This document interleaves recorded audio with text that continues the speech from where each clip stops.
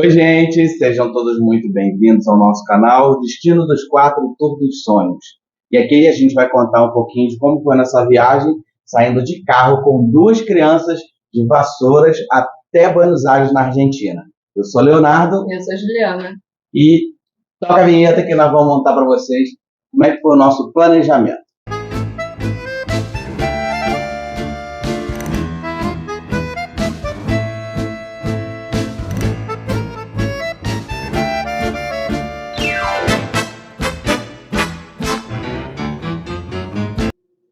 Então, gente, a ideia toda é dela, tá? O crédito é todo dela. Porque essa é a terceira vez que ela vai para a Argentina, só que as outras vezes ela foi de avião, foi no inverno, foi no verão, mas nenhuma delas foi de carro e o sonho dela era justamente de carro.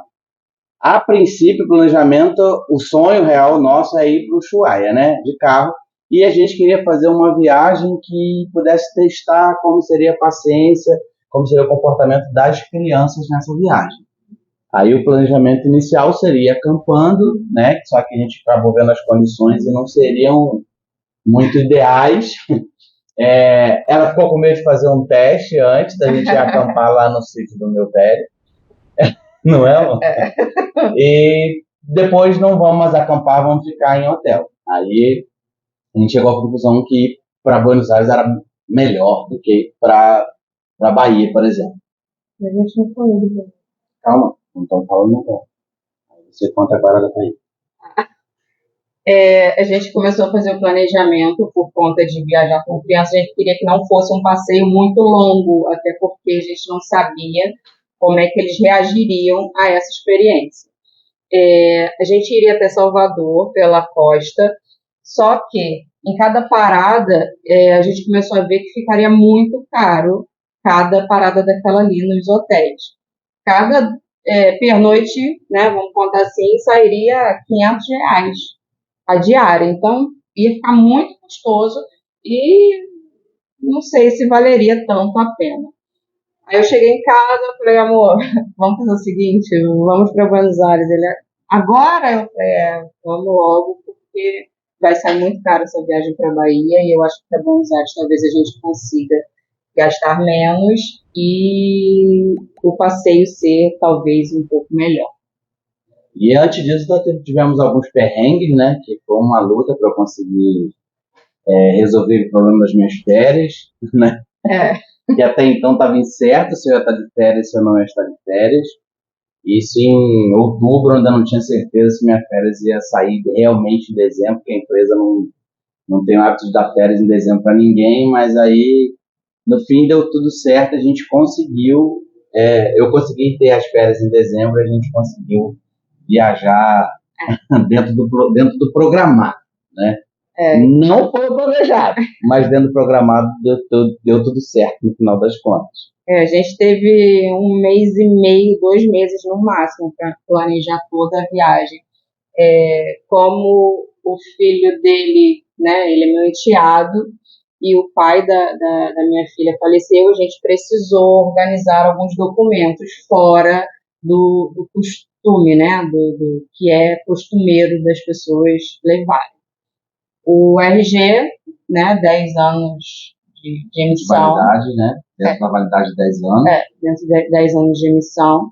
A gente precisou pegar uma declaração, tipo uma autorização da mãe do meu enteado, para que ela deixasse ele sair fora do país. E essa declaração deveria ter a firma, né? Tem que abrir firma e autenticar, fazer reconhecimento de firma. Tanto dela quanto a mim. Quanto dele. Então são 2 custos aí. Se a pessoa não tiver a firma aberta, tem que abrir firma e reconhecer a firma ali. Então são 2 custos. E também não é muito caro não. É aproximadamente R$40 ou 40 e pouquinho para abrir a firma. E ficou em 12,50, se não me engano, para reconhecimento das firmas. Isso é feito em um dia só, não tem problema. Mas na hora, em qualquer cartório do primeiro ofício. Eu precisei correr atrás da certidão de óbito do pai da minha filha, porque eu só tinha a certidão autenticada e o autenticado só vale aqui dentro do Brasil, não vale no exterior. Então, eu precisei correr atrás dessa certidão de óbito aí original. Isso deu um pouquinho mais de trabalho, porque a gente tem que fazer contato com diversas pessoas para saber onde é que está essa certidão, enfim.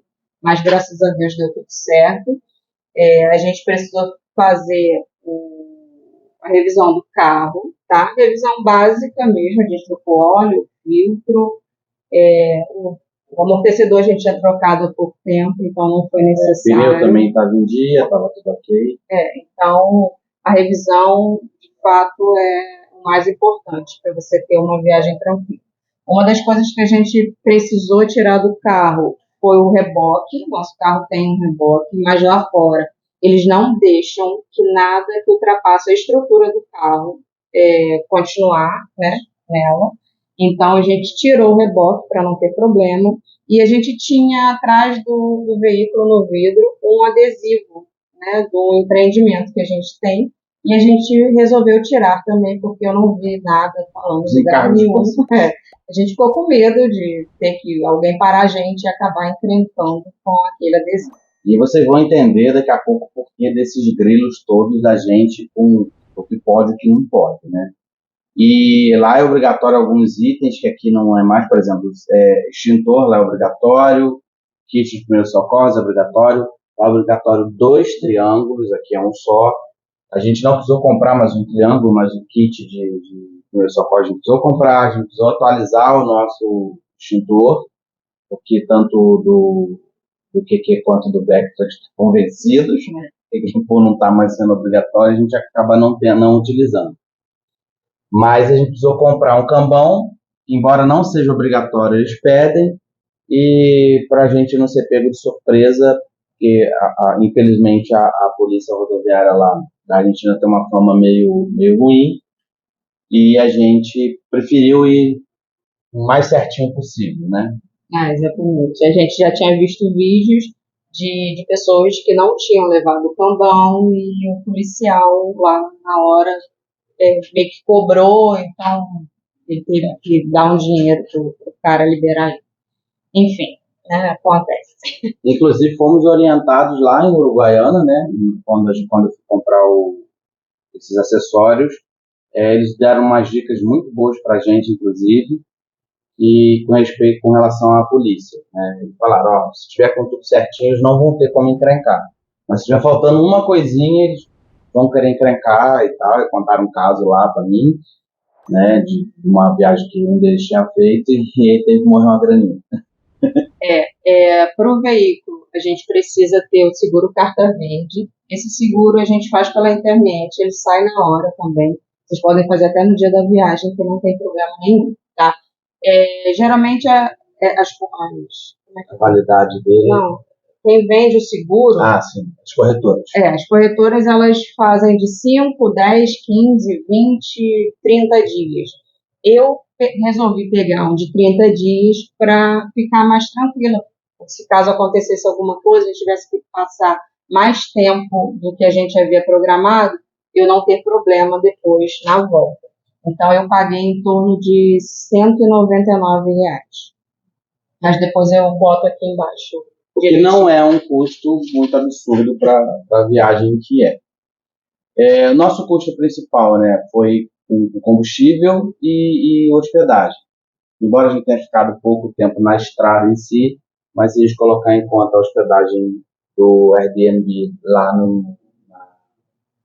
em Buenos Aires, a gente foi um dos nossos custos mais elevados, foi hospedagem e combustível, que foi muito abaixo do que a gente calculava que seria. Mas isso aí depois a gente faz num próximo vídeo.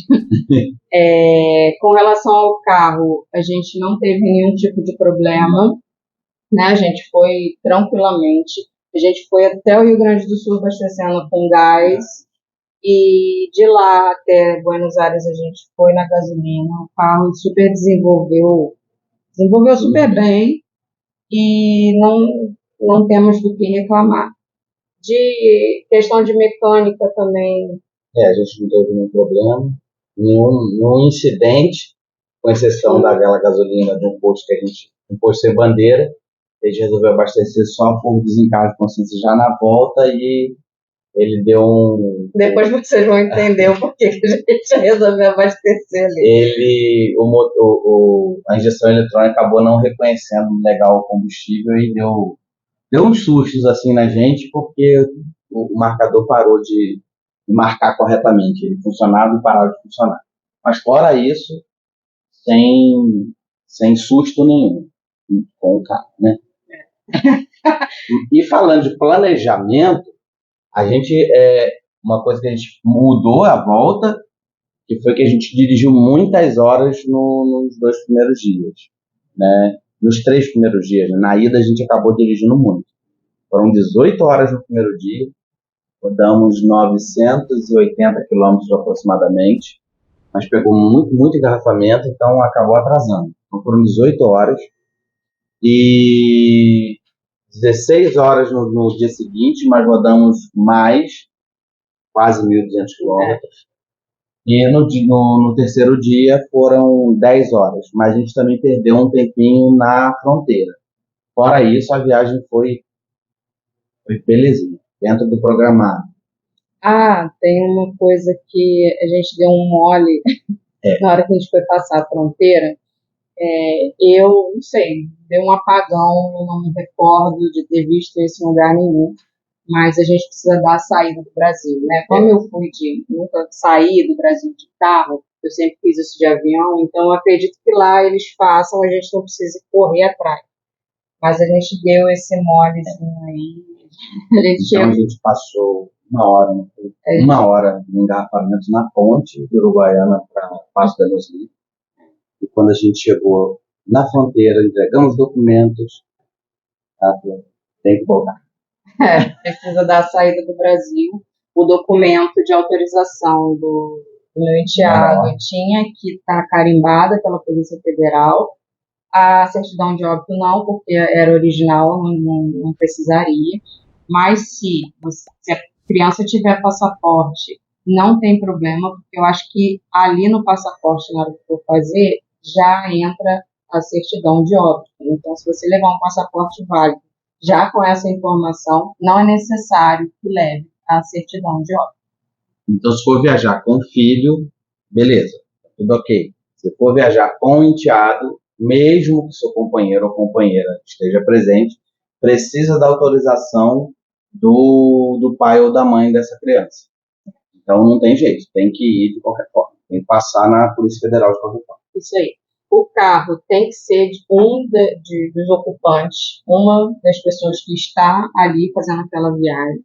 Caso não seja, também precisa de um documento, uma autorização específica, autorizando que aquele veículo, né, vá com aquela pessoa em tal lugar e assim, o seguro carta verde tem que estar no nome do proprietário do veículo. E o proprietário do veículo tem que estar no carro, né? Não necessariamente precisa estar dirigindo. A habilitação é a nossa aqui normal, não muda nada. Só na validade, né? Para entrar, a habilitação não serve como documento de identificação, tem que ser o RG ou o passaporte. Isso aí. E dentro de 10 anos, na validade de 10 anos. Acho que é isso. Para o vídeo não ficar muito longo, a gente vai encerrar por aqui. Se por acaso alguém tiver alguma dúvida, quiser deixar alguma pergunta aqui embaixo, a gente responde assim que possível, tá bom? E não esqueça de se inscrever no canal, compartilhar com seus amigos e dar aquele like para ajudar o vídeo a chegar a mais pessoas, beleza? Próximo vídeo tem uns perrenguezinhos aí que vocês vão ver da gente. Basta. Tá bom? Tchauzinho. Beijo.